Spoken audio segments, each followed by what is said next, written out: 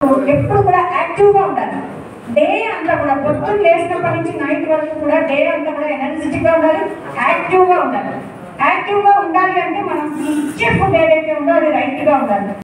Okay, వీలైతే 6 నెలలకి కొన్ని పంటలు అయితే తీసేసి ఎక్కడ స్టోర్ చేస్తున్నారు? స్టోరేజ్ సెంటర్లో స్టోర్ చేస్తున్నారు.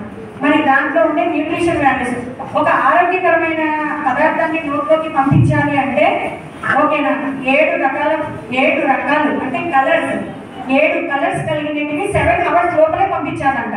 అప్పుడే పంటలో ఉన్న న్యూట్రిషన్ వాల్యూస్ అన్ని మన బాడీ లోపలికి వెళ్ళిపోతున్నాయి. కానీ ఇక్కడ ఏం జరుగుతుంది?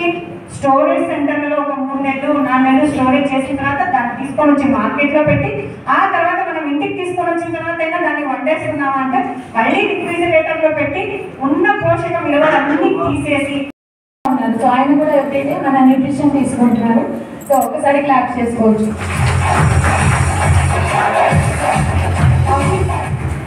This is my side. Thank you so much. 4,000 రూపాయలు కాస్ట్ చేసి వాటర్ తాగేటువంటి పర్సన్. ఓకే, షేక్ వాల్యూ ఎంత? షేక్ ఎంత? గట్టిగా 250 రూపీస్ కదా. సో 4,000 పెట్టి వాటర్ తాగేటువంటి పర్సన్ 250 పెట్టి టిఫిన్ చేయడం ఏంటి? ఒక 10,000 పెట్టి టిఫిన్ చేయొచ్చు కదా. ఎందుకు ఆయన ఇదే తీసుకుంటున్నారు? ఎందుకంటే స్పాన్సర్డ్ అథ్లెటిక్స్ ఉన్నారు, సో క్రీడాకారులు ఉన్నారు, ప్రతి ఒక్కరు కూడా న్యూట్రిషన్ తీసుకుంటున్నారు. At the same time 40 sponsored teams ఉన్నాయి. ఓకే, సో అంతేకాకుండా 18 స్పాన్సర్డ్ ఈవెంట్స్కి సో హెర్బలైఫ్ న్యూట్రిషన్ స్పాన్సర్గా ఉంటుంది.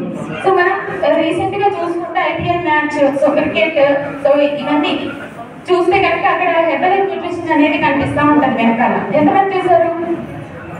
హెర్బలైఫ్ న్యూట్రిషన్ అని కనిపిస్తూ ఉంటుంది, రైట్? ఈసారి అబ్జర్వ్ చేయండి. సో అలాంటి